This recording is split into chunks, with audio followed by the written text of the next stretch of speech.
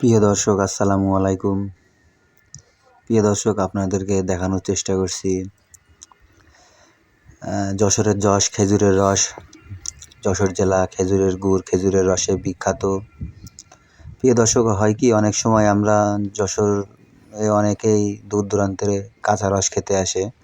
আসলে কাঁচা রস খাওয়া এখন অনেকটা ঝুঁকি, যেমন নিপা ভাইরাস, বাদুড় সাপ, পোকামাকড় এই রসের ভারের মধ্যে মুখ দিয়ে খেয়ে থাকে। দেখুন, খুব সুন্দর একটা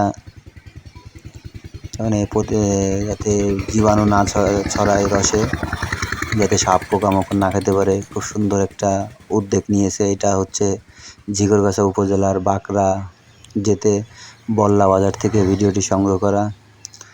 প্রিয় দর্শক, আপনার এলাকার গ্রামের গাছি ভাইদেরকে এটা দেখাতে পারেন। দেখুন, সামান্য সিমেন্টের বস্তা দিয়ে রসের ঠিলাটা ভারটা কীভাবে, যাতে জীবাণু না ছড়ায়, কোনো পোকামাকড় সাপ মাকড় না খেতে পারে। প্রিয় দর্শক, এটা আপনাদের গাছি এলাকা কিংবা গ্রামের গাছিদেরকে দেখাতে পারেন, গাছি ভাইদেরকে। ভালো থাকবেন, সুস্থ থাকবেন, দেখতে থাকবেন যশোর টুডে, সাথেই থাকবেন। আল্লাহ হাফেজ।